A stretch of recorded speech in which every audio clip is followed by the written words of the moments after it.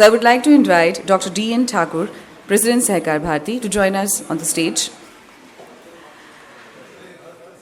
For the second guest, Dr. Chandrapal Singh, President, International Cooperative Alliance, Asia Pacific Chairman, CRIPCO. Would like to invite Dr. Chandrapal Singh जी. देश की सबसे दूसरी बड़ी उर्वरक सहकार उत्पादक और विपणन संस्थान कृषक भारती कोऑपरेटिव लिमिटेड क्रिप्को के चेयरमैन होने के साथ ही डॉक्टर चंद्रपाल यादव देश की कई दूसरी सहकारी संस्थाओं का नेतृत्व करने के साथ ही वो national cooperative union of India के पूर्व अध्यक्ष भी हैं. Now I would like to invite Mr. Konda Reddy Chava, Assistant FAOR, FAO. वो कृषि, मुद्रा, भू, जल और पशुपालन में जलवायु परिवर्तन के मद्देनजर देश के विभिन्न भागों में खाद्य सुरक्षा और पोषण जैसे जटिल मुद्दों पर लंबा अनुभव रखते हैं.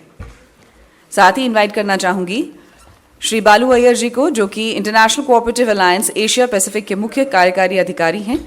इरमा आनंद से मैनेजमेंट की शिक्षा हासिल करने के बाद श्री अय्यर ने भारत में लंबे समय तक सहकारिता क्षेत्र में काम किया है. वो नेपाल, बांग्लादेश और फिलीपींस समेत एशिया रीजन के सहकारिता में काम करने का अनुभव रखते हैं. Would like to invite Shri Satish Marathe, director Reserve Bank of India. Shri Satish Marathe Sahakar Bharti के संस्थापक सदस्य हैं. सहकारिता क्षेत्र में विभिन्न स्तरों और संस्थाओं में काम करने का उनका कई दशकों का अनुभव है. श्री मराठे इस भारतीय रिजर्व बैंक के डायरेक्टर हैं. Thank you so much for joining us on the stage.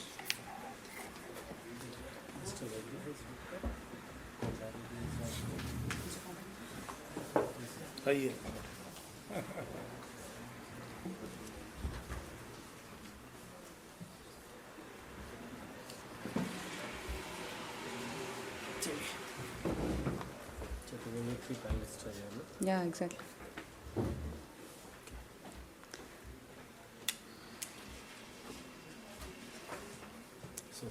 ठीक है, प्लीज सर आप शुरू करिए. नमस्कार, स्वागत करता हूँ पैनलिस्ट का, जो बड़े ही प्रसिद्ध हैं अपने क्षेत्र में, और इनके परिचय को देने की मुझे तो आवश्यकता नहीं लगती, आप सब परिचित हैं. डॉक्टर चंद्रपाल यादव जी जाने माने चेहरे हैं सहकारिता जगत के, राष्ट्रीय नहीं अंतर्राष्ट्रीय फलक पर भी. और ये जो सेशन है हमारी चर्चा का, वो है इंटरनेशनल एक्सपीरियंसेस से कैसे हम बेनिफिट कर सकते हैं. तो स्वागत करता हूँ चंद्रपाल जी का. दूसरे पैनलिस्ट हैं हमारे सतीश मराठे साहब. ये भी किसी परिचय के मोहताज नहीं है, जाने माने चेहरे हैं सहकारिता जगत के, रिजर्व बैंक के डायरेक्टर भी हैं और सहकार भारती के तो फाउंडर में से हैं. तो सहकार भारती से तो शुरू से ही जुड़े हुए हैं. इनकी जो सहकारिता की यात्रा, सहकार भारती के स्थापना काल से इनका सहयोग सहकार भारती को मिलता रहा है. ये भी किसी परिचय के मोहताज नहीं है. तीसरे हमारे पैनलिस्ट हैं बालू अय्यर जी, ICA एशिया पैसिफिक के CEO. ये भी बड़े प्रसिद्ध सहकारिता जगत की पर्सनैलिटी हैं. ये सेशन मूलतः मैं ज़्यादा समय नहीं लूँगा क्योंकि कुछ हम टाइम से पीछे भी चल रहे हैं. अच्छा, मिस्टर कौन रेडी है इसका? Oh sorry. तो ये भी FAO से हैं और FAO का एक बहुत बड़ा काम हो रहा है, जो कैसे किसानों की कोऑपरेटिव या किसानों का जो कम्युनिटी पार्टिसिपेशन है उसको कैसे बढ़ाया जाए. FAO इसको रिकॉग्नाइज करते हैं कि बगैर किसान को जोड़े हुए, बगैर इनको कम्युनिटी स्ट्रक्चर में लाए हुए फूड सिस्टम का मैनेजमेंट एफिशिएंट नहीं हो सकता. इनका भी मैं स्वागत करता हूँ. समय ज़्यादा ना लेते हुए मैं इतना ही कहना चाहूँगा कि ये सेशन फोकस कर रहा है कि कैसे अंतर्राष्ट्रीय अनुभवों को कॉग्निजेंस में लेते हुए, अपने संज्ञान में लेते हुए, अपने देश की सहकारिता के व्यवस्था को, काम करने की पद्धति को हम ठीक कर सकते हैं. तो एक है ना कि जितने नोबल थॉट्स हैं, जितने अच्छे विचार हैं, वो कहीं से भी हमें मिले उसको हमें अपना लेना चाहिए और उसको अपनाकर अपने हिसाब से अपनी उन्नति के लिए काम करना चाहिए. इसके साथ मैं पहले आमंत्रित करूंगा डॉक्टर चंद्रपाल जी को कि वो हमारे बीच अपने विचार को रखें।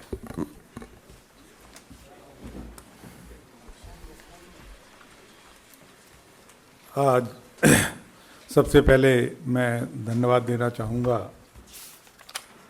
बहुत ही वरिष्ठ पत्रकार श्री हरवीर सिंह जी को कि उन्होंने बहुत ही अच्छा कार्यक्रम आयोजित किया और सहकारी क्षेत्र में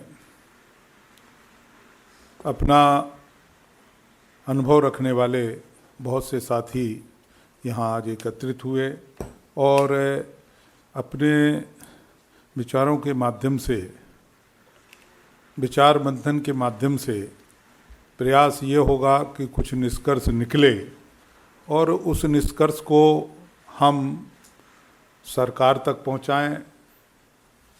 जो हमारे सहकारी विभिन्न संस्थाओं में काम करने वाले उनके जो निदेशक मंडल में जुड़े हुए लोग हैं उन तक अगर पहुंचाएं तो निश्चित रूप से हम संस्थाओं का काम भी बेहतर कर सकते हैं और कोऑपरेटिव मूवमेंट को भी मजबूत बना सकते हैं। आज मैं इस बात से बहुत ही प्रसन्न हूं कि आज जब मीडिया के लोग सहकारी आंदोलन को मजबूत करने की चिंता उनके मन में आ गई है, तो निश्चित रूप से मैं विश्वास के साथ इस बात को कह सकता हूं कि आने वाले समय में इस देश में हमारा कोऑपरेटिव मूवमेंट जिस उद्देश्य से हमारे पूर्वजों ने उसको चलाया था, उस उद्देश्य को पूरा करने में हम कामयाब निश्चित रूप से होंगे। एक तरफ जहां सरकार ने सहकारी मंत्रालय अलग बना करके और जो फोकस करने का काम किया है, उससे आज जिस संजीदगी से सहकारी क्षेत्र को लोग ले रहे हैं, निश्चित रूप से इससे कोऑपरेटिव मूवमेंट में हमारी मजबूती आएगी और हमें जो सरकार की तरफ से बहुत से जो जैसे अजय जाखड़ जी ने अभी कहा कि जहाँ भी कोऑपरेटिव सक्सेस हैं उनमें सरकार के सहयोग की, सपोर्ट की आवश्यकता होती है। ये सही है। हम चाहते हैं कि हमारी संस्था आत्मनिर्भर बने, हमारी संस्था हमें निर्णय लेने का अधिकार हो, सब कुछ हो, लेकिन बहुत सी मसले ऐसे होते हैं जिनमें हमें सरकार के सहयोग की भी आवश्यकता होती है। तो आज सहकारी मंत्रालय जो अलग बना है, निश्चित रूप से हमें सपोर्ट मिलेगा, सहयोग मिलेगा और देश में हम कोऑपरेटिव मूवमेंट के माध्यम से हम चाहते हैं, सरकार की बहुत सी योजनाएं ऐसी हैं जो हम जिन लोगों के लिए योजनाएं तैयार हुई हैं उन तक पहुंच नहीं है सरकार की सीधी, हम सहकारी संस्थाओं के माध्यम से अगर उन योजनाओं को, उन कार्यक्रमों को अगर पहुंचाएंगे तो निश्चित रूप से जो उसके असली हकदार लोग हैं उन तक उनका लाभ निश्चित रूप से पहुंच सकता है। तो आज बहुत ही खुशी का दिन है और बहुत अच्छा मौका है कि हम निश्चित रूप से मिलजुल करके और सब एक दूसरे का सहयोग करके और कोऑपरेटिव मूवमेंट को आगे बढ़ाने का काम करेंगे। जहाँ तक दुनिया के सहकारी आंदोलन की आप लोगों ने ये यहाँ बात रखी है, आज जिस तरीके से हम हिंदुस्तान में इस बात को महसूस करते हैं कि देश को आर्थिक रूप से मजबूत करने के लिए, किसी भी व्यक्ति की आर्थिक स्थिति को सुधारने के लिए हम बिना कोऑपरेटिव मूवमेंट के हम समझते हैं कि उन तक हम ना तो लाभ पहुंचा सकते हैं, ना उनकी आर्थिक स्थिति मजबूत कर सकते हैं, ना हम देश को आर्थिक रूप से मजबूत कर सकते हैं। क्योंकि देश के 60% से ज़्यादा लोग खेती से जुड़े हुए हैं, खेती में काम करने वाले लोग हैं और हमारा सहकारी आंदोलन कृषि पर आधारित है। और कृषि पर आधारित होने के कारण अगर हमारे कृषि क्षेत्र में प्रगति होगी, अगर उसमें कोई रेवोल्यूशन आएगा तो निश्चित रूप से हमारा मूवमेंट भी बढ़ेगा, वहीं मूवमेंट बढ़ेगा तो निश्चित रूप से हमारी इकोनॉमी बढ़ेगी और हमारा किसान भी मजबूत होगा, जो सोसाइटी का मेंबर है वो भी जो है खुशहाल होगा। तो इसके लिए हमारे देश ने सहकारी मंत्रालय बनने के बाद हम इस बात को बड़े गर्व के साथ कह सकते हैं कि हमारे देश ने इस बात को महसूस कर लिया है, बिना सहकार के हम देश को आर्थिक रूप से मजबूत करने में पूरी तरीके से सक्षम नहीं हो सकते, हम गरीब से गरीब तक लाभ नहीं पहुंचा सकते। इसलिए सहकार के माध्यम से समृद्धि, इस देश में समृद्धि लाने के लिए सहकार की आवश्यकता है। और हमारे जब हमारी देश की सरकार ने ये महसूस कर लिया है, कोऑपरेटिव पे फोकस किया है, इसी तरीके से आज दुनिया भी इस बात को महसूस कर रही है, पूरी दुनिया में इस बात को महसूस किया जा रहा है कि बिना कोऑपरेटिव के, क्योंकि पुअर गरीब आदमी दुनिया के हर देश में है, कितने भी विकसित देश हों उनमें भी गरीब लोग हैं, जिनके पास जो है आज भी ऐसे लोग हैं विभिन्न देशों में, अफ्रीकन कंट्रीज़ हैं या एशियन कंट्रीज़ हैं, उन कंट्रीज़ में आज जितने गरीब लोग हैं उनको अगर लाभ पहुंचाया जा रहा है तो निश्चित रूप से सहकारी संस्थाओं के माध्यम से ही लाभ पहुंचाया जा रहा है। और सहकारी संस्थाएं जिन देशों में मजबूत हो रही हैं उन देशों की आर्थिक स्थिति भी दिन प्रतिदिन मजबूत होती चली जा रही है। ICA है, इंटरनेशनल कोऑपरेटिव अलायंस, ICA के माध्यम से जो सर्वे किया गया, आप सबको जानकारी होना चाहिए कि लगभग 12% जनसंख्या, पूरी दुनिया की 12% जनसंख्या सीधे सीधे कोऑपरेटिव मूवमेंट से जुड़ी हुई है। जो ICA का सर्वे है वो इस बात को कहता है। और लगभग 30 लाख कोऑपरेटिव सोसाइटीज़ पूरी दुनिया में काम कर रही हैं। उन कोऑपरेटिव्स के माध्यम से लोगों के भले के लिए, लोगों को आर्थिक रूप से मजबूत करने के लिए काम किया जा रहा है। और 2146 बिलियन डॉलर जो है का कारोबार आज विभिन्न सहकारी संस्थाओं के माध्यम से आज पूरी दुनिया में किया जा रहा है। ये आंकड़े ICA के हैं। ICA ने सर्वे के दौरान ये आंकड़े प्रस्तुत किए कि आज जिस तरीके से हिंदुस्तान में हम कहते हैं 8 लाख कोऑपरेटिव सोसाइटी है, 25% लोग हमारे लगभग सीधे सीधे कोऑपरेटिव्स के मेंबर हैं, इसी प्रकार से दुनिया में उसी प्रोपोजिशन में दुनिया में भी लोग कोऑपरेटिव मूवमेंट से जुड़े हैं। और बेहतर मैं समझता हूँ बहुत सी कंट्रीज जो विकसित देश हैं उनकी लगभग मैं समझता हूँ कि हर जो विकसित देश 1 बिलियन जो है जनसंख्या कोऑपरेटिव मूवमेंट में सक्रियता के साथ काम कर रही है। तो इन परिस्थितियों में उन विकसित देशों में जो सहकारी संस्थाएं काम कर रही हैं, जो कोऑपरेटिव सोसाइटीज़ काम कर रही हैं, उनका जो मेंबर्स के प्रति उनकी जो जिम्मेदारियां हैं वो पूरी तरीके से निभाने का काम कर रही हैं। हम जिस तरीके से अपने देश में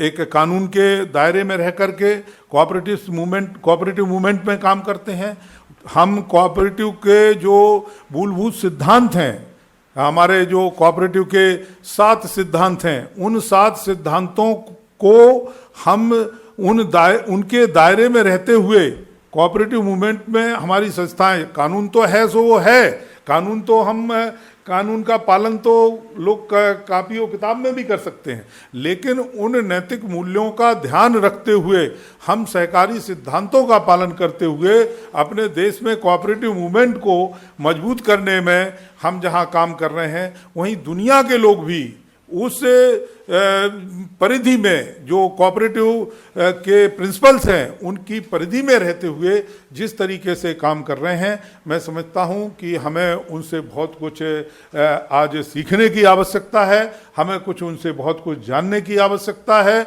और बहुत सी, जैसे हमारे ठाकुर साहब ने कहा कि जो अच्छे विचार होते हैं वो किसी के भी हों, उन विचारों को अपने साथ सम्मिलित करने की आवश्यकता है। तो आज विभिन्न देशों में जो सहकारी संस्थाएं हैं वो संस्थाएं जैसे हम अमूल का उदाहरण देते हैं, इफ़को का उदाहरण देते हैं, क्रिप्को का उदाहरण देते हैं। इसी प्रकार से दुनिया की विकसित देशों की बहुत सी कोऑपरेटिव की संस्थाएं हैं। उन संस्थाओं में बहुत बेहतर ढंग से काम हो रहा है। आज जो लोगों की मूलभूत आवश्यकताएं हैं, उन आवश्यकताओं की पूर्ति के लिए वो सहकारी संस्थाएं काम कर रही हैं।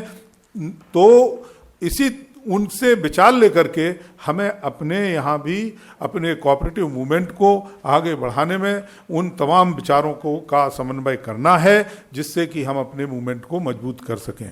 आज हम समझते हैं कि पूरे एशियन कंट्रीज़ में सबसे ज़्यादा यूथ हमारे जो इंडिया या हमारे आसपास की कंट्रीज में जो साउथ एशियन कंट्रीज़ हैं, उनमें यूथ की तादाद ज़्यादा है।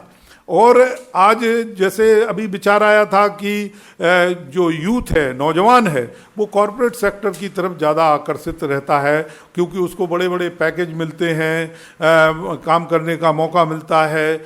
तो हमारा ध्यान इस पर केंद्रित होना चाहिए कि जो हमारी जो युवा पीढ़ी है, उस युवा पीढ़ी को हम कोऑपरेटिव मूवमेंट से अपने कंट्री में कैसे जोड़ सकते हैं, और युवा पीढ़ी का आकर्षण सहकारी आंदोलन के प्रति कैसे अधिक हो सकता है। इसके लिए हमें बहुत जो हमारी पॉलिसी बने, उसमें हमें विशेष रूप से इस पर ध्यान देने की आवश्यकता है।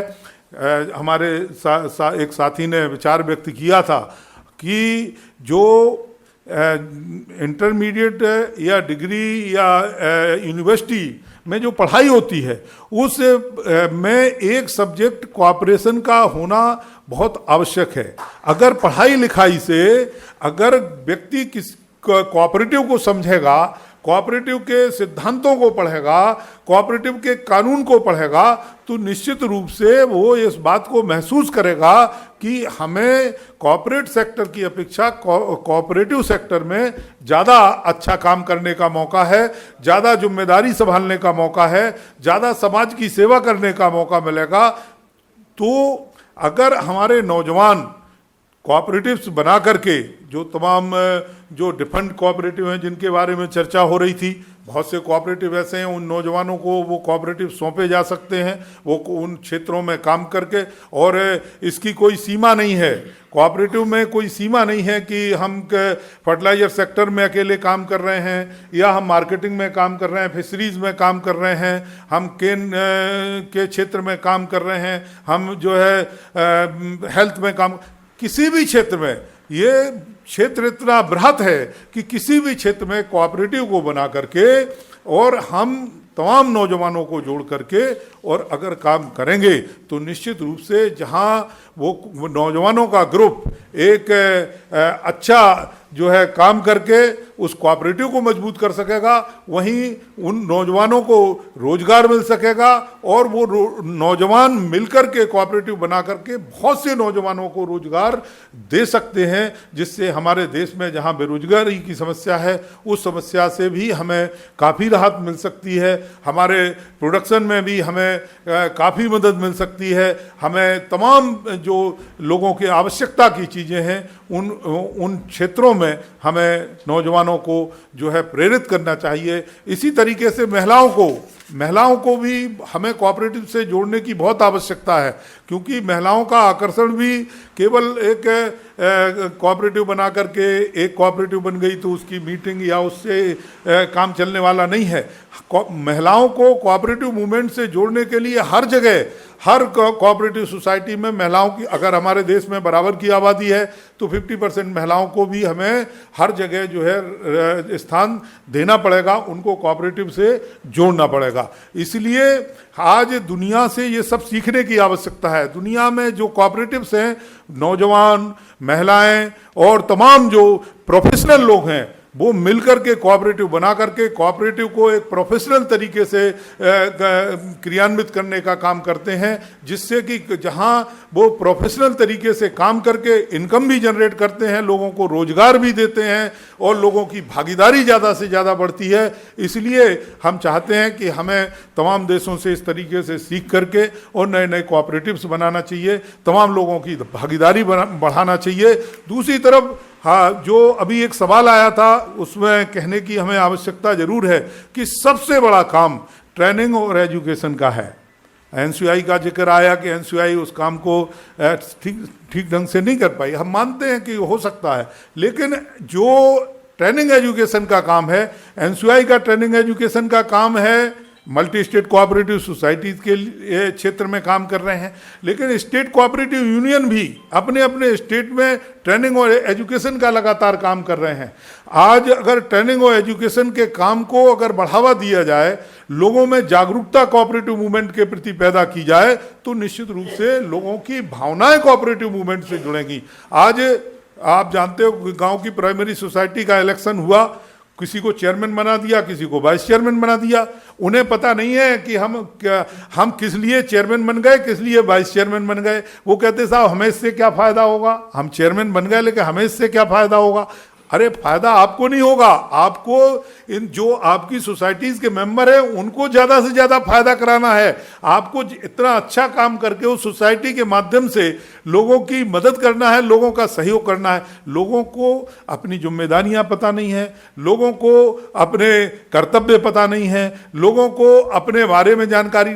तो हमारा कहने का मतलब यह है कि अगर ट्रेनिंग एजुकेशन का काम हमारे देश में सुचारू रूप से होगा, हमारी कोऑपरेटिव यूनियंस हैं, नेशनल कोऑपरेटिव यूनियन है, या और ट्रेनिंग सेंटर कोई खोल करके कोई भी चुनाव हो, सबसे पहले चुने हुए लोगों को ट्रेनिंग देने की आवश्यकता है, उनको प्रोफेशनल बनाने की आवश्यकता है।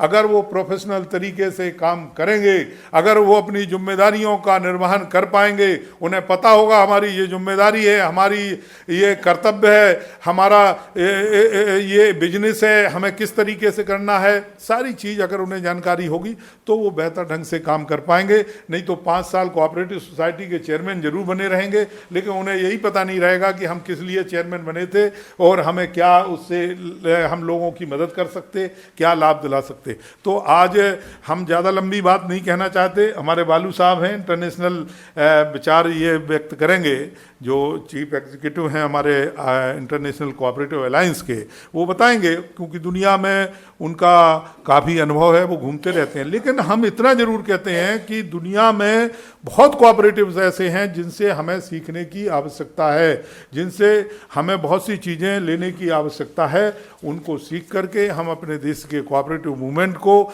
मजबूत बनाएं। और हमारा ये तमाम जो बातें आई थी कि हमें लोगों ने, सही भी है, बहुत पहले आप सब इस बात से सहमत हैं कि कहा गया कोऑपरेटिव मूवमेंट का, कोऑपरेटिव संस्था की बात आई, अरे बहुत भ्रष्ट लोग हैं, बहुत भ्रष्टाचार है, तमाम इस तरीके की भावनाएं जो पैदा की गई लोग।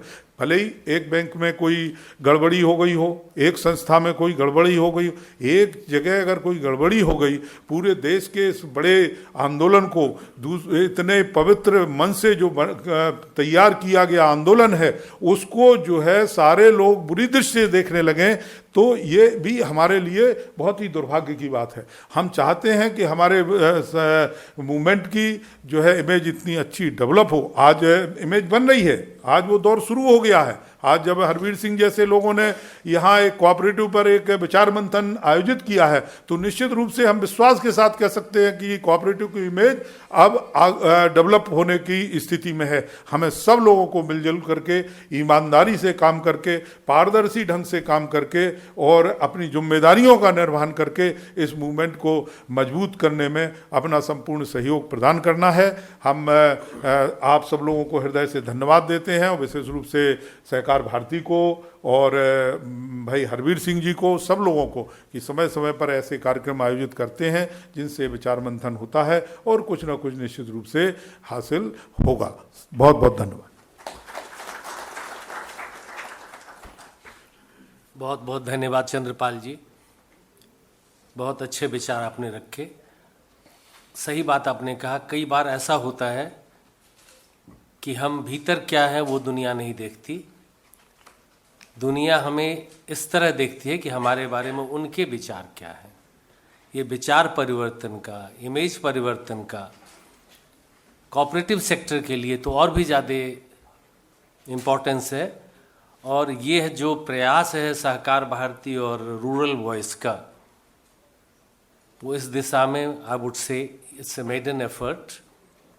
और हमारा प्रयास यही रहेगा कि हम एक ऐसा मंच तैयार करें जहां बेझिझक, बिना संकोच के, बगैर किसी इनहिबिशन के हम सब एक इकट्ठे प्लेटफॉर्म पर आए। और ये जो संवाद की शुरुआत है, आज पहली बार हुई है, यह लगातार चलती रहेगी।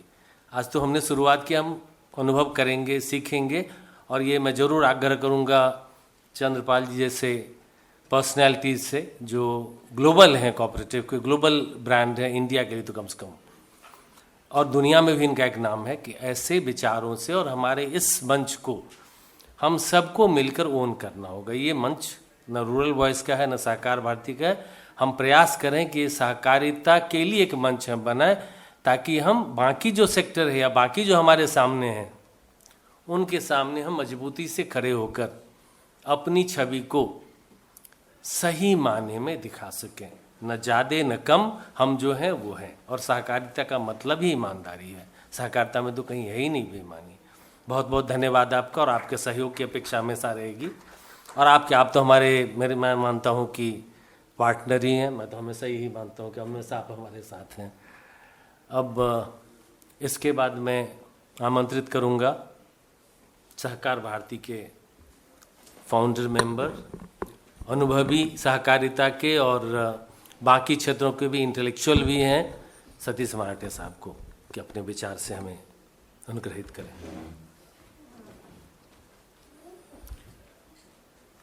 सभी को नमस्कार।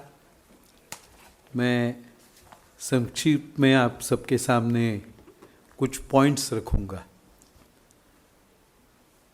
इंटरनेशनल एक्सपीरियंस के कॉन्टेक्स्ट में जब हम बात करते हैं और भारत की स्थिति के कोऑपरेटिव के बारे में बात करते हैं, तो कोऑपरेटिव की पहली अपनी स्थिति के बारे में केवल 2 लैंडमार्क्स मैं बताना चाहूँगा।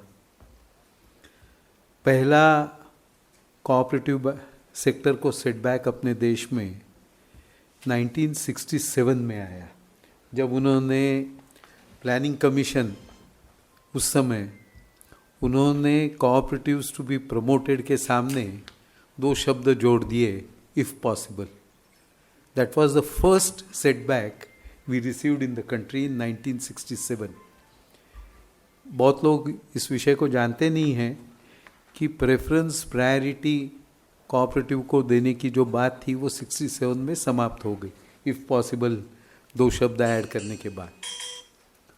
दूसरा सेटबैक मैं मानता हूँ 1991 में आया। ये आवश्यक था कि अपने देश में रिफॉर्म्स हो, लिबरलाइजेशन हो, इसकी ज़रूरत थी। बट ये पूरे लिबरलाइजेशन के, रिफॉर्म्स के प्रोसेस में जो सबसे बड़ा सेक्टर अपने देश का था, कोऑपरेटिव सेक्टर, उसको टोटली नज़रअंदाज किया गया। और हम एनालिसिस करेंगे तो हमें ध्यान में आता है कि प्राइवेट सेक्टर, मल्टीनेशनल्स और स्टेट और सेंट्रल गवर्नमेंट की कुछ सिलेक्टेड रत्न, मिनी रत्न कंपनीज टाइप जो थी, उनको उस 1991 के रिफॉर्म्स के साथ बेनिफिट हुआ। तो वो second opportunity we missed as a country, 67 में 2 शब्द हटाने के बाद, और 91 में तो टोटली इन्होंने कोऑपरेटिव सेक्टर को इग्नोर किया। इसके बैकग्राउंड में हम देखते हैं तो विश्व भर में एक जनरल स्वरूप में मैं आप सबके सामने ये विषय रख रहा हूँ कि cooperatives have been recognized by planners and administrators, governments across the countries कि cooperatives are a distinct form of ownership। ये बहुत महत्व की बात है कि it is a distinct form of ownership, और उस दृष्टि से उसका विचार किया। दूसरा जो basic fundamental recognition develop countries में काफ़ी बड़ी मात्रा में है, वो ये है कि cooperatives are recognized as economic enterprises, they are also recognized as business enterprises। cooperatives को डेवलप कंट्रीज में तो बिजनेस एंटरप्राइजेस से कहते हैं, मैं अपने देश में उसको बिजनेस एंटरप्राइज कहने के सहमत नहीं हूँ. That's why I call it an economic enterprise, but it is an economic enterprise. इसका भी उन्होंने विदेशों में रिकॉग्नाइज किया.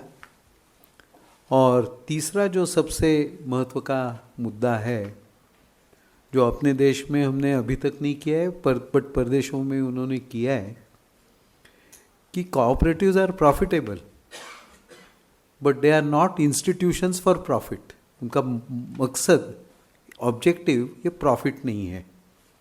अपने यानी 2002 का भी हम नाबार्ड का रिपोर्ट देखते हैं निकाल कर, तो सोशल कैपिटल फॉर्मेशन अपने देश में सबसे ज़्यादा कोऑपरेटिव्स के माध्यम से हुआ. ये नाबार्ड ने भी 2002 के अपने एनुअल रिपोर्ट में लिखा है. बट ये तीनों मुद्दे जो हैं वो अपने देश के planners, governments, decision makers, political leadership across all parties, they have not recognise this. ये सबसे बड़ा हमारे लिए अड़चन का विषय है. तो हमें इन तीन मुद्दों के ऊपर सबसे पहले एक राष्ट्रीय सहमति बनाने की आवश्यकता है. दूसरी बात मैं और एक कहना चाहूँगा कि यदि देश में कोऑपरेटिव सेक्टर एक meaningful tool of socio economic change के रूप में हम चाहते हैं, तो केवल हिस्टोरिकली हाँ कि एग्रीकल्चरल और ग्रामीण इलाकों के तरफ नज़र दिया गया था, but the way India is growing and the way the other countries have also grown, cooperatives have to be in all the three sectors: agriculture, services and manufacturing. Integrated approach लेने से ही cooperative sector का विकास होगा, otherwise it is not possible. केवल हम एक segment का विचार करते हुए यदि हमने कहा तो हम कर नहीं पाएंगे. तीसरा विषय जो मैं चाहता हूँ, जो मैंने कुछ देशों के कोऑपरेटिव मूवमेंट का अध्ययन करता हूँ, देखता हूँ, तो ध्यान में आता है कि भारत के दृष्टि से हमारे लिए थोड़ा डिटेल्ड और स्टडी करनी चाहिए, और करने से लाभ होगा. बट बेसिकली फ्रांस, जर्मनी और नीदरलैंड्स, इन तीन देशों की कोऑपरेटिव मूवमेंट्स का भारत में अध्ययन करना चाहिए. That is what is absolutely necessary. और ऐसा एक चर्चा करते समय सामने विषय आया कि जर्मनी का उदाहरण लेना है तो मैन्युफैक्चरिंग के दृष्टि से अधिक लाभदायक होगा, एग्रीकल्चर का लेना है तो फ्रांस और नीदरलैंड्स के बैकग्राउंड के आधार पर हम कुछ करें, अपने यहाँ नई संस्थाएं करें तो लाभ होगा. तो इंटरनेशनल एक्सपीरियंस के दृष्टि से ये तीन देशों के जो मॉडल्स हैं, हम तीनों देशों के मॉडल्स अपने तीनों सेक्टर्स के लिए, एग्रीकल्चर, सर्विसेज और मार्केटिंग के लिए हम मॉडल्स अपने देश में खड़े करने की आवश्यकता है. और भी चीज़ें जो सामने विशेष करके आई वो ये आई कि cooperatives are recognise like any other form of organisation. वो कंपनी हो, पार्टनरशिप हो, LLP हो, बहुत सारे देशों में. और बहुत पुरानी कॉन्फ्रेंस वर्षों पहले उलन बटोर में हुई थी, मंगोलिया में. और उन्होंने उस उलन बटोर कॉन्फ्रेंस में ये दिया था कि हर एक देश ने अपने अपने कोऑपरेटिव के कानून कैसे बनाए, उसके बेसिक प्रिंसिपल्स दिए. दे have not given any model by law. और उन्होंने कहा वो लॉ तो अपने अपने देश के प्रोफाइल के आधार पर, अपनी आवश्यकता के आधार पर करें, बट बेसिक फंडामेंटल्स लॉ कैसे बने कोऑपरेटिव का, वो उन्होंने उसके अंदर दिया था. मैं चाहता हूँ कि उसका थोड़ा अध्ययन अपने देश में होने की आवश्यकता है. और यदि हम वो ठीक से करते हैं तो अपने देश में बहुत सारे जो इश्यूज़ आते हैं कि लॉ कैसे हो, क्या हो, ये बहुत सारे इश्यूज़ उसमें से निकल जाएंगे. डेवलप कंट्रीज़ में विशेष करके ऐसा दिखता है कि engagement of finance and banking with cooperatives is very close. अपने देश में जिस पद्धति से इसकी एंगेजमेंट एक दूसरे की होनी चाहिए, कोऑपरेटिव्स की और बैंकिंग और फाइनेंस सेक्टर की, वो हो नहीं रही है. यानी एक तो पिक्यूलियर प्रोविज़न भी आपके सामने रखता हूँ। बैंकिंग रेगुलेशन एक्ट अपने देश का कहता है कि one primary unit will not finance another primary unit. यानी एक बैंक प्राइमरी यूनिट ही होती है, भले वो मल्टी स्टेट में हो, पूरे देश में काम करती हो, but then it is a primary unit. It is debarred from financing any other type of primary society. यानी ऐसे बेसिक छोटे छोटे इश्यूज हमारे सामने हैं which we need to address, and we have to increase the engagement of finance and banking with the cooperative sector. ये इसलिए भी ज़रूरत है कि अपने देश की जो ग्रोथ होगी वो क्रेडिट के अवेलेबिलिटी के ऊपर होगी। हमारे पास किसी के पास भी, आइदर इंडिविजुअल्स और संस्थाओं के पास, एंटिटीज़ के पास भी खुद का कैपिटल मर्यादित है। प्रदेशों में हम देखते हैं तो they are capital driven, they are not necessarily bank driven, और उसी कारण हमारे यहाँ कैश क्रेडिट फैसिलिटी रहती है, प्रदेशों में कैश क्रेडिट फैसिलिटी नहीं है, वहाँ डिमांड लोन रहता है, लोन लो रीपे कर दो इंस्टॉलमेंट। तो अपने यहाँ पूरे देश में सभी सेक्टर्स में ग्रोथ और डेवलपमेंट के लिए इन्वेस्टमेंट की ज़रूरत है, एंड इन्वेस्टमेंट के लिए engagement between the banks, financial institutions and cooperatives is a must. शायद लोगों को सबके लिए वो आवश्यकता नहीं होगी, बट अपने देश में अपने कानूनों में भी परिवर्तन करते हुए 100% कंपनी फॉर्मेशन की प्रोविज़न बननी चाहिए। जो केवल प्रोड्यूसर कंपनी के रूप में आज बनी है व्यवस्था, उससे हमने कुछ हासिल नहीं किया अब तक, we have not achieved much. तो किसी भी कोऑपरेटिव को आवश्यक हो तो कंपनी 100% ओन्ड कंपनी फॉर्म करे, एसपीवी फॉर्म करे। हमारे जो अलग अलग रेगुलेटर्स हैं, सेबी हैं, कैपिटल मार्केट्स को एक्सेस करना हो तो सेबी है, तो they have to permit us to access the capital markets. और जिस पद्धति से हम ये फ्रांस का या अन्य देशों का उदाहरण लेते हैं कि they raise capital from the markets, उसकी बहुत बड़ी आवश्यकता है। वी हैव टू स्टडी, हम कैपिटल मार्केट की तरफ जाएंगे ही नहीं, and that is all being done without compromising one person one vote of the cooperative principles. ये जैसे हैं वैसे इन दिस सेम कॉन्टेक्स्ट में कहूँगा कि there are multiple forms of, जिसको हम कहते हैं raising funds, long term funds. हमारे यहाँ है नहीं कोई व्यवस्था, we need that. Without capital, without own long term funds, without interest-free loans in a way over a period of time, cooperatives cannot gain the strength and they will not be able to make a very large meaningful impact. ये सब कहते समय एक दो मुद्दों को बोलकर मैं कंप्लीट करूँगा कि सबसे महत्व का जो विषय प्रदेशों में मैं देखता हूँ, अलग अलग सोसाइटीज़ का जब हम थोड़ी जानकारी लेते हैं, तो सबसे महत्व की बात है there is separation of ownership and management. Day to day cooperative को चलाना ये प्रोफेशनल्स का काम है, और संस्था को एक फेस देना, एक लॉन्ग टर्म पॉलिसी देना, एक पब्लिक गुड के लिए काम करने की जो बात है वो board of directors, elected board की है। बोर्ड में not run and should not run, ये तो मेरा पक्का मानना है कि board is not responsible for day to day operations. और इंडोनेशिया का हम उदाहरण दें तो जिसके बारे में भारत में बहुत आजकल चर्चा चल रही है, board of management in the context of our banking, urban banks के बारे में या डिस्ट्रिक्ट कोऑपरेटिव बैंक्स के बारे में, Indonesia is considered one of the best examples where board of management have done very wonderful work. We should study that.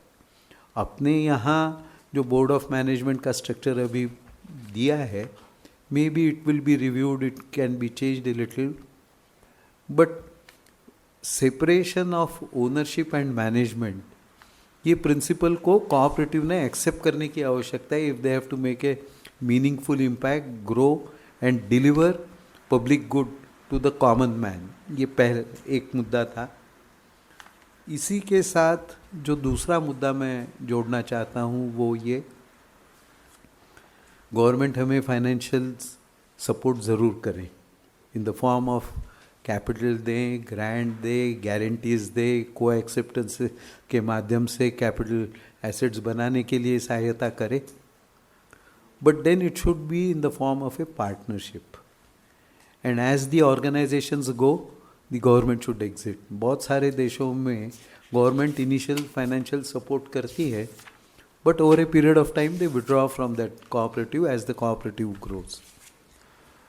और जो हमारे डायरेक्शंस हैं, कानून हैं, सभी राज्य और केंद्र सरकारों का ये लक्ष्य होना चाहिए कि हम एक एनेबलिंग एनवायरनमेंट क्रिएट करें।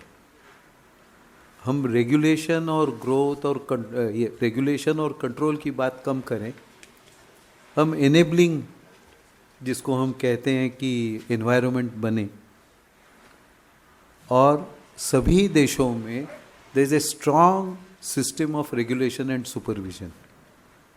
अपने देश में भी कोऑपरेटिव सेक्टर के तरफ स्ट्रॉन्ग रेगुलेशन और सुपरविजन की आवश्यकता है, but that regulation and supervision haves to be prudential.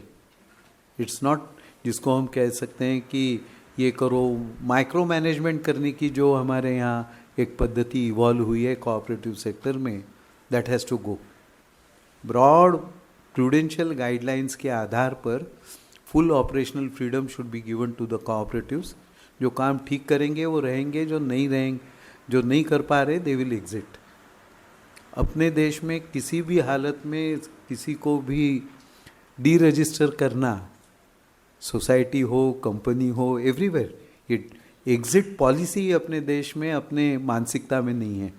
That is the biggest tragedy and that is also affecting our cooperatives.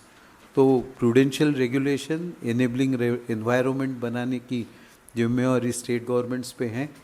और 97 कॉन्स्टिट्यूशन अमेंडमेंट में जब फंडामेंटल राइट रहा, वैसे और एक बात है जिसका लोग बहुत कम उल्लेख करते हैं कि directive principles of state policy में गवर्नमेंट का, यानी स्टेट का, वेदर इट इज़ सेंट्रल और स्टेट, क्या रोल हो, इसके बारे में बहुत स्पष्टता है। It is the duty of the state to promote autonomous professionally manage cooperatives. मैं 3 छोटे वाक्यों में बताया, आप डायरेक्टिव प्रिंसिपल निकाल कर देख सकते हैं। इसी को ध्यान में रखते हुए एनेबलिंग प्रोविजन बनाए, प्रूडेंशियल रेगुलेशन अपने देश में हो, ये कहकर ये कहूँगा। और बहुत सारे नए सेक्टर्स हैं जहाँ हमें पहल करने की आवश्यकता है। सबसे महत्व का on the background of pandemic मैं कहूँगा कि हेल्थ की बहुत बड़ी आवश्यकता है। अपने देश में consumer cooperatives are almost non existent. We need strong consumer cooperatives. और आज जिस पद्धति से जैसे हेल्थ सेक्टर ने एक्सप्लॉइट किया पैंडेमिक में, वैसे ही आगे चलकर यदि हम जागरूक नहीं रहे, अल्टरनेटिव उनके सामने खड़ा करके नहीं रखा, तो आने वाले दिनों में जो बड़े ई मार्केट के रूप में उभर कर आ रहे हैं, they can also exploit us. So we need strong consumer cooperatives in our country. उसकी बहुत बड़ी नेशनल आवश्यकता है। इंश्योरेंस सेक्टर में भी we have to need to enter into it. Financial sector में बहुत सारे सेक्टर्स हैं, उसमें म्यूचुअल फंड बहुत अच्छा काम कर रहा है कुछ देशों में, तो उसका भी हमको ये करना चाहिए। But most of all and most important sector मेरे दृष्टि से जो है वो एग्रो प्रोसेसिंग का है। Agro processing is really going to take India forward. It's not only $5 trillion economy, it could be much more. आज जिस पद्धति से हमारे यहाँ we are spending money without getting results, MSP दे रहे हैं, transportation cost for movement of और एग्रीकल्चर प्रोड्यूस पे दे रहे हैं, उसका स्टॉकिंग में जो लॉसेस हो रहे हैं, ये सब को यदि हम देखते हैं तो एग्रो प्रोसेसिंग के लिए एक नई व्यवस्था ठीक से खड़ी करनी पड़ेगी। FPO is not the only alternative. हमको जिस पद्धति से मिल्क सेक्टर में 2 टायर व्यवस्था बनी है, प्राइमरी और डिस्ट्रिक्ट या यूनिट लेवल की व्यवस्था, उसी प्रकार से हमें कुछ करने होंगे. There are many good things which we can adopt from international practices. उन सबको हमें करना चाहिए. मेरे विचार रखने के लिए मुझे आमंत्रित किया, समय दिया, इसके लिए मैं हरवीर जी का आभार मानता हूँ. नमस्कार. धन्यवाद मराठे साहब, बहुत सुंदर विचार आपने रखे और काफ़ी ज़्यादा ज्ञानवर्धक विचार रखे. एक चीज़ मैं आपको बता दूं, ये सारी जो डिलिब्रेशन आज की है उसका हमने एक और व्यवस्था की, सब कुछ अवेलेबल होगा अक्षरशः थ्रू आवर यूट्यूब चैनल. पूरी की पूरी ये चीज़ लाइव रिकॉर्डिंग हो रही है और आपके फ्यूचर के भी रिकॉर्ड के लिए या देखने के लिए you can always go back and rewind your memory. इसलिए बहुत ज़्यादा मैं नहीं समराइज करना चाहता. अब वी ऑल आर अवेयर कि अगर इंसान का सबसे पहला या कोई भी जीवित जो लिविंग क्रिएचर है उसका the first and foremost concern is food. Food security, अगर सिक्योरिटी के मामले में सबसे टॉप प्रायोरिटी पे कुछ आता है that is food security. And uncertainties as prevailing in this agriculture production scenario, कभी क्लाइमेट, कभी कुछ, कभी इंटरनेशनल प्राइसेस ऑफ न्यूट्रिएंट, कुछ भी, लॉट ऑफ फैक्टर्स. ये आज के ज़माने में फूड सिक्योरिटी को सबसे अहम अब बना दिया इशू को. और हम सब ने डेली न्यूज़पेपर पढ़ रहे हैं कैसे हो रहा है. छोटा सा कुछ कांड हुआ और पूरा दुनिया कांप रही है कि कैसे खाना हम खाएंगे. फूड सिक्योरिटी का मैनेजमेंट, एग्रीकल्चर का management, the only and only way, efficient way I should say, is by bringing the players together and that is what is cooperative. तो हमारे साथ at least we are blessed and advantage हम लोगों के लिए है कि FAO के मिस्टर रेड्डी है available. He will be guiding us how can cooperative contribute in managing food security and global जो प्रैक्टिसेस हैं वो इंडिया के लिए कैसे बेनिफिशियल हो सकते हैं. इंडिया कैसे दुनिया के फूड सिक्योरिटी मैप पे एक लीडिंग प्लेयर की तरह उभर सकता है, इसके बारे में हमें वो थोड़ा गाइड करेंगे, हमें मार्गदर्शन देंगे. आग्रह. सबको नमस्कार.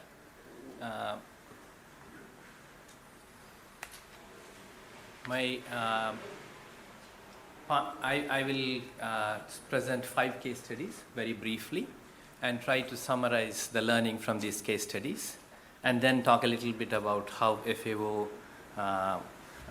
FAO's views on cooperatives. मैं आप लोग से क्षमा मांगता हूँ कि मैं हिंदी में ज़्यादा अच्छी तरह से बात नहीं कर सकता हूँ, तो धीरे धीरे से इंग्लिश में बात करूँगा. Okay, thank you.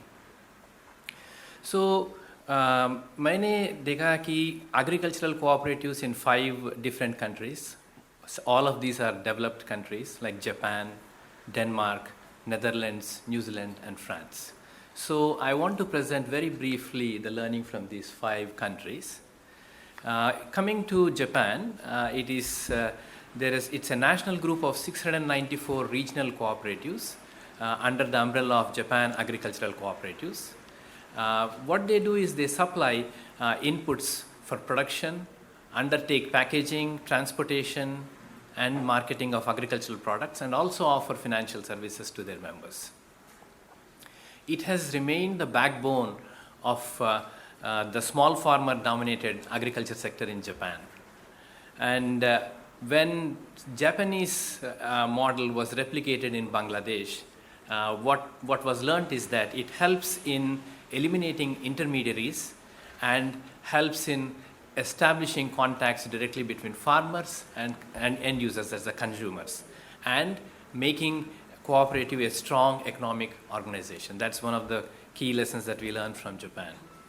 Coming to Denmark, the major food enterprises in Denmark are farmer-owned cooperatives. Among the world's largest, they are amongst the world's largest exporters of safe, high quality food and agricultural products.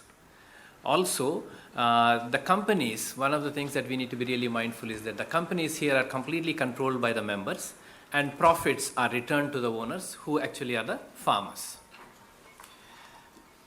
The cooperatives lead to the integration of the value chains within the entire food cluster, that is from farm to fork, and also have promoted transparency, traceability, food security, and innovation. They have also succeeded in building market power and strengthening the marketing of farmer products. In terms of the relevance to other developing countries and also to India is that the local farmers must be committed and must be the main drivers of the cooperative process. So what we need to think about is that the cooperatives have to be owned by the local farmers rather than we imposing the cooperatives on the farmers. Governmental authorities or institutions are important stakeholders, as we have also heard from the speakers in the previous session, and they should also support and facilitate the cooperatives. So government support is very critical. Also, what we need to understand is that cooperatives are an appropriate tool to ensure long-term reduction of poverty among rural populations. This is something that we need to be mindful about. In Netherlands, we have about 41 cooperatives, and the success of the agricultural cooperatives can, in terms of Netherlands, the enabling factors are the legislation is quite supportive in Netherlands, and also what happens is there is an effective member control through innovations in internal governance, and there is one of the things that they look at it is that the membership heterogeneity is more uniform, so less diverse membership. And one of the things that they actually work at is that how they can continue to evolve in terms of cooperatives, like in terms of trying to remove or change structures within the cooperatives which are not relevant as they keep evolving. So that is something that we learned from Netherlands. Then coming to New Zealand, there are about 40 cooperatives which generate close to $28 billion in revenue, and though it's a very small country, 29% of the population are members of the cooperatives, and also it represents 19% of the economy in terms of the gross domestic product in New Zealand. Cooperatives and other forms of farmer-controlled businesses are major players in several New Zealand's agriculture sectors, together account for a significant share of the New Zealand's economic activity. Another thing that we need to be mindful is that there is what they have is an industrial body called the Cooperative Business of New Zealand, which unites the different range of membership-owned businesses within New Zealand. Then coming to France, we have about 1,000 agricultural cooperatives focusing on wine, cereals, and dairy. What we see is that they help support or establish the supply chains and member commitment in terms of the functioning of the cooperatives. In terms of the lessons, what we see is that the agricultural cooperatives grow larger. As they grow larger, one of the experiences in France that we find quite interesting is that the membership commitment is lessons, but I think that doesn't apply to to the Indian context, because though Amul has grown, we have been able to retain that membership commitment. And also, one of the things that really is important for members is that they are able to have supplies, that is input supplies, and also marketing of their produce. This is one of the biggest factors which promotes membership commitment. Coming to FAO, we recognize that cooperatives play an important role in inclusive and efficient functioning, particularly for small agricultural producers and marginalized groups. Also, one of the things that we recognize is that it empowers members both economically and socially, and creates sustainable rural employment via business models that are resilient to economic as well as environmental jolts. Smallholders will provide much of the extra food needed to feed the growing population going towards 2050. So what we need to be thinking about, particularly if we want to achieve food security and also address issues related to address the food needs of the increasing population, we have to depend on cooperatives, because cooperatives work with small and marginal farmers and they would be bringing in the additional production. Another thing is that to achieve SDGs, cooperation is a must.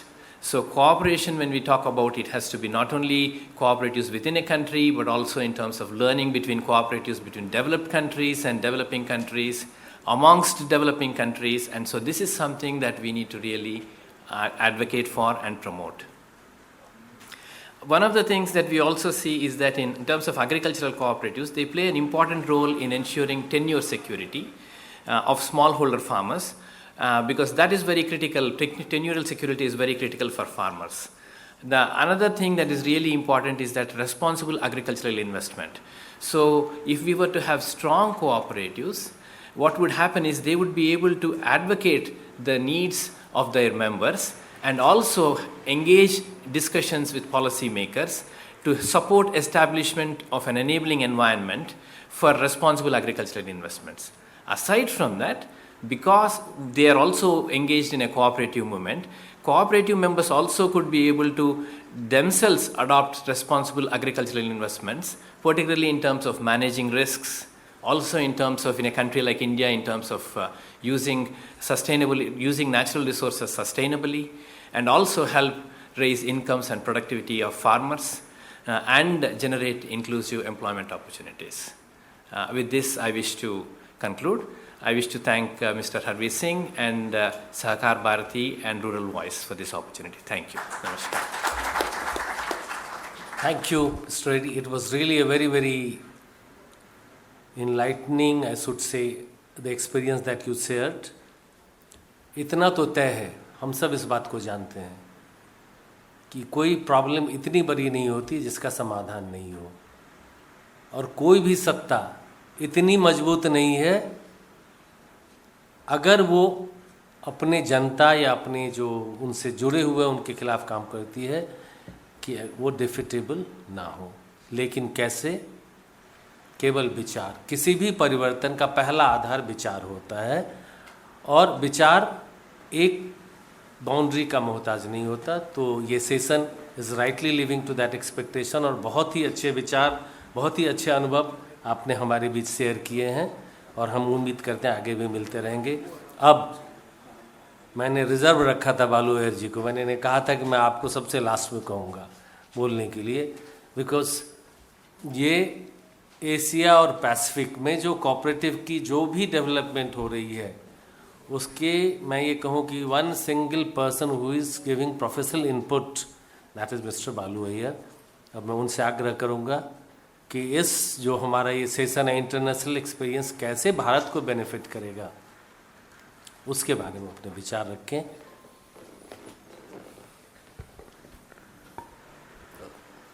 Thank you very much, Dr. Thakur. Let me also begin by thanking the organizers, especially Mr. Harveer Singh, Rural Voices, and Sahakar Bharati, for inviting the International Cooperative Alliance to be part of this gathering. I'll also try to speak in a combination of English and Hindi, because मेरा हिंदी इतना काफ़ी सालों से बात नहीं किया हूँ, इसीलिए थोड़ा कमज़ोर। मुझे आखिरी स्पीकर रख के, स्पेशली डॉक्टर यादव, सतीश मराठे जी और रेड्डी जी के बाद आपने डिसएडवांटेज में रख दिया, क्योंकि जो भी मैंने प्रिपेयर किया था इन्होंने कवर कर दिया। बट मैं कोशिश करूँगा कि क्योंकि हम ग्लोबल कंटेक्स्ट की बात कर रहे हैं, देयर आर डेफिनेटली अपॉर्चुनिटी जो उन्होंने नहीं कहा उसको आपके सामने में रखने के लिए। बट ये पहला बात कहना चाहता हूँ, अगर मैं ये सेशन जो आपने टाइटल किया है कि how can India benefit, I would have changed it to be more how can we benefit, because हम कोऑपरेशन की बात कर रहे हैं, एंड कोऑपरेशन जो है it's not one direction, it's two direction, and India has a lot to offer, क्योंकि India में we are cooperatives are more than 100 years old, cooperatives are present in diverse sectors. जब मैं Mongolia जाता हूँ, वहाँ लोग पूछते हैं कि आप हमें इंडिया के डेयरी कोऑपरेटिव के बारे में बताइए। सेम थिंग मलेशिया में अगर जब जाता हूँ तो वो लोग पूछते हैं कि डेयरी कोऑपरेटिव्स के बारे में बताइए। और सभी लोग, आप जो भी देश में जाएंगे, 90% ऑफ द कंट्रीज़ में अमूल की जानकारी है उनको। वेरी रिसेंटली इफ़को की बात कर रहे हैं, उन्होंने नैनो यूरिया नई टेक्नोलॉजी का विश्व के लिए सामने रखा है. सो ऐसे इनोवेशंस इंडिया में भी हो रहे हैं which we can share with other countries. But definitely opportunities हैं through exchanges, through study visits, through ऐसे seminar. I would encourage next time जब हम कर रहे हैं then we also invite international participant, क्योंकि आज जो डैश में बैठे हैं we are all from India. So how do we get outside experience, उनसे सुनना चाहिए. सिर्फ मैं उनके बारे में बात करने से it won't come out with that passion जो वो अपने बारे में बात कर सकते हैं. सो आज तक जो लार्जली कॉन्वर्जेशन हुई है वो है कि एग्रीकल्चर में क्या कर सकते हैं, क्रेडिट में क्या कर सकते हैं. एंड डॉक्टर मराठे जी ने कहा था कि we need to look at manufacturing, we need to look at services. And I consider services is a very important area for us to look at, because 50% of India's GDP, the contribution is coming from services sector. And when we look at the services sector, it is largely informal. It is very scattered. It is not organized. All conditions for cooperatives to fit. And services sector is very vast. When we talk about services, right from IT to जो vendors हैं streets में, we include them in under the services sector. And I would like to give one example from Australia. जब हम services sector की बात करते हैं, वहाँ एक cooperative है कैप्रिकॉन करके, और ये शुरू हुई थी 1974 में with 17 members. और ये लोग क्या members कौन थे? जो हम लोग यहाँ इंडिया में भी देखते हैं कि there are lot of जो कार रिपेयर, स्कूटर रिपेयर करने की कंपनी, लोग छोटे छोटे स्मॉल एंड मीडियम एंटरप्राइजेज, जो स्मॉल एंटरप्राइजेज है, तो ये 17 जन ने कहा कि क्यों ना हम अपने हर दिन मोर देन 50 to 60% हमारा जो समय है हम देखते हैं कि कहाँ से खरीदें, कितने पैसे में डिस्काउंट ले पाते हैं, क्रेडिट कहाँ से आ सकती है. तो जो कोर बिजनेस है उसके ऊपर हम ध्यान नहीं दे पाते. सो क्यों ना हम एक कोऑपरेटिव बनाएं जो ये परचेसिंग हो या क्रेडिट हो या मार्केटिंग हो या अकाउंटिंग हो, ये रिक्वायरमेंट्स कोऑपरेटिव देखे, हम सिर्फ अपने कोर जो मैकेनिक की काम है हम करें. उस उद्देश्य से उन्होंने शुरू किया था. और आज वो लोग not only Australia but New Zealand में भी हैं. उनके 25,000 मेंबर्स हैं. फ्रॉम 17 दे आर 25,000 मेंबर्स, और उनका annual turnover is $2 billion. Just imagine कि ये छोटे छोटे ऑटो मैकेनिक्स साथ में आके कोऑपरेटिव करके आज they are at this scale. So the opportunity again in the services sector, इसमें ले सकते हैं. We can take many other examples where people have come together to form cooperatives in the services sector. And India mein, I think that's one area where I think there is immense potential. The second area I think where there is again immense potential is social cooperatives. Dr. Marathe ji ने कहा था कि pandemic में advantage largely private companies ने लिया, but India Dr. Yadav ने कहा कि we have a young population, definitely. But when you look at India, we also have an aging population. जो हमारे senior citizens हैं, how do we address their needs? क्योंकि India में we can say the percentage wise कम होगा, but even in India if we take even say 5%, that makes it 20 million or 50 million. So India is not, we are not talking about small numbers. So there is a significant aging population. How do we as cooperatives look into that issue? And when we talk about members not only during their productive age, but we need to also look at beyond their productive age. And Japanese cooperatives की example दी गई है, agriculture cooperatives. उनका है कि as soon as you are born, you are a member of a cooperative, because जो hospital है, it is run by a cooperative. And during their productive years जो agriculture के बारे में बात की गई थी, input, marketing, credit etcetera, cooperative product definitely help करती. But when people age, when they are not able to work, when they are not able to be productive, when they need care, then there are hospitals again to take care of this. And when they die, जब मर जाते हैं, then there are funeral cooperatives to take care of it, क्योंकि expense individual के ऊपर न हो. तो they look at not just agriculture but the member को सेंटर में रख के कि how do we meet all the needs. I think that's something which cooperatives can do, because we say कि हम मेंबर फोकस्ड है. We don't say we are agriculture focused और we are credit focused.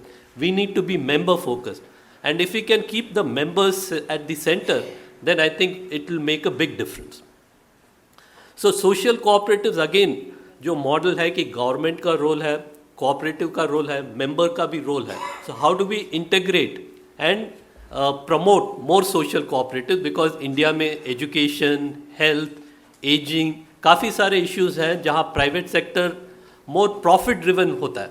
It is not very the community centred और member centred. And the third area जो हमने इसकी भी चर्चा हुई है कि टेक्नोलॉजी कैसे हम यूज़ कर सकते हैं. एंड यहाँ we have to combine technology and cooperatives. आजकल हम सब अपना मोबाइल फ़ोन में ऐप्स हैं. गाड़ी अगर टैक्सी हायर करना हो तो ओला और यूबर यूज़ करते हैं. If you want to buy something then we use Flipkart, Amazon. But यहाँ पे ये जो मॉडल है it's a very private driven, कि जो भी प्रॉफिट्स आता है वो कंपनी को जाता है. सो नया फॉर्म ऑफ कोऑपरेटिव्स है जिसको हम प्लेटफॉर्म कोऑपरेटिव्स करते हैं, जो कंबाइन करता है कि कोऑपरेटिव प्लस टेक्नोलॉजी. एंड इसमें द मेन डिफरेंस जो है कि जो ओनरशिप जो है वो कोऑपरेटिव के मेंबर्स के लिए. एंड एक एग्जांपल मैं यूनाइटेड स्टेट से देता हूँ. वहाँ एक कोऑपरेटिव है अप एंड गो. एंड ये कोऑपरेटिव जो घर में, हर घर में या ऑफिस में क्लीनिंग सर्विसेज है. You need people to come and clean करे, घर को क्लीन करे या ऑफिस को क्लीन करे. तो ये कोऑपरेटिव, ये क्लीनर्स की कोऑपरेटिव है. तो ये लोग आके कोऑपरेटिव किए और ऐप यूज़ करते हैं.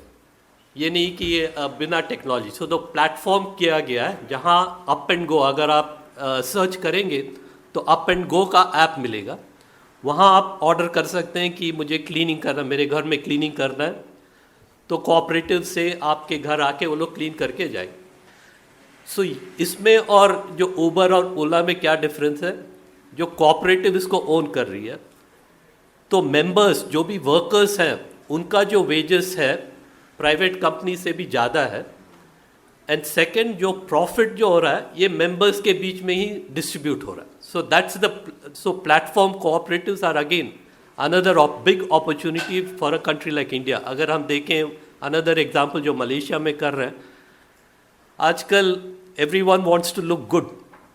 सो there is a lot of demand for makeup, fashion, spa, different kind of beauty makeup, and these are largely, again मैं gender bias नहीं हूँ, but it's largely run by women who do it out of their homes. So इनको एक अगर platform में ले आ जा सकता है and through an app connect किया जा सकता है कंज्यूमर के साथ, then again there is tremendous opportunity and models हैं. So I think we need to look at technology जो कंबाइन करता है कोऑपरेटिव्स और प्लेटफॉर्म कोऑपरेटिव जो टेक्नोलॉजी एंड कोऑपरेटिव्स को कंबाइन कर. एंड इंडिया जैसे कंट्री में I think there is a lot of youth के बारे में बात हुई. There is a lot of interest in youth. अगर देखें तो वो लोग का इंटरेस्ट है कि startup, they want to do be part of startups. But अगर हम कोऑपरेटिव को देखें, we are also a startup. We are not different from a startup, क्योंकि idea is a few people देखते हैं कि हमारा नीड है, हम लोग साथ आए, we put our own money in, business चलाते हैं, we want to grow it. So how different is it from a startup? So even we need to ensure that the government when they talk about startup, they also look at cooperatives as a startup. And that's a difference in other countries where cooperatives are recognized. Ki when you are talking about running an enterprise, be it that cooperatives can also be a startup, is a recognition given. So I think we need to also, India में, we have to see how we can, image की बात हुई, जो cooperatives को जब युवाओं के साथ जब when we ask them, what do you know about cooperatives, then उनका विचार है कि it's very traditional, rural, agriculture. So how do we change it and how do we change their mindset? I think that's an important role which we can learn from other countries, the way they are doing to promote cooperatives among young people, especially in technology, in enterprises, in startup mode. And I think the last 2 points, one is we definitely need to learn from others कि capital के बारे में बात हुई है. How do we raise capital? That becomes important. UAE, United Arab Emirates, Dubai में, now they've started, they've given a new law कि cooperatives can raise money from the market. So you can issue an IPO, you can raise some money from the capital market. So other countries में examples, it could be Italy, it could be France, there are different examples of how we can raise capital. That's something which we can learn from other countries. And governance. I think that's another important area where there's a lot that we can learn from other countries. One example जो उदाहरण दे सकता हूँ कि New Zealand में अगर आप board of directors में के इलेक्शन के लिए खड़ा होना चाहते हैं, then you have to first fill out a survey, a form where they ask you why do you want to become a board of director. So you have to fill out that form. Then there will be a committee which will interview you. They will ask you questions about जो आपने लिखा है कि आप क्यों कर, and on that basis they decide कि इतने जन election के लिए खड़े हो सकते. So it's not that anyone can become stand for election, but you have to go through a process to show that कि आपका real interest है, that you value the cooperative rather than your self-interest. So I think there are again governance के हिसाब से there are different examples that we can learn from other countries. But like I said at the beginning, India also has a lot to offer. So we need to see how we can have a two-way process of not only learning from others, but also sharing our experiences in other countries. I think I'll stop here. And like Dr. Thakur said, there'll be more opportunities going forward. And we can definitely use this platform to exchange ideas. Thank you. धन्यवाद. बड़े अच्छे से बालू जी ने कहा, India has a lot to offer on global platter. It's really a good lesson for all of us. Time से काफ़ी हम पीछे चल रहे हैं, इसीलिए अब मैं बहुत संक्षिप्त में सारे पैनलिस्ट को धन्यवाद देते हुए I would like to close this session. Thank you. Thank you so much, but just be seated for 2 minutes. A small token of appreciation by Shri Harveer ji. A small token of love and appreciation. So would like to call upon Harveer ji to do the gestures.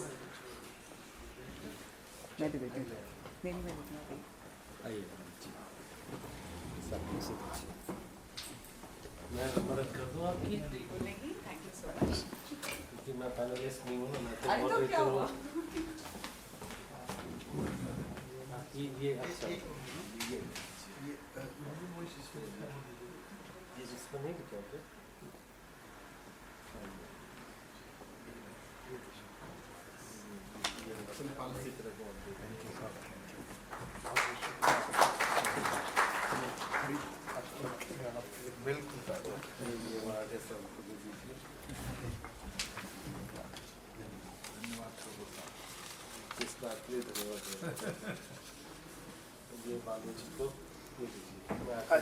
अरे आप तो मदद करते ही हैं क्योंकि आप ही का है. रेडी सर, आप उधर करो ना, ये तो इधर अभी हमें और स्ट्रेंथन करना है. Once again, thank you so very much. और जैसे कि ठाकुर साहब कह ही चुके हैं, समय को और ज़्यादा हम ध्यान में रखते हुए जल्द शुरू करते हैं हमारा 3rd session, which is on way forward to make cooperative relevant.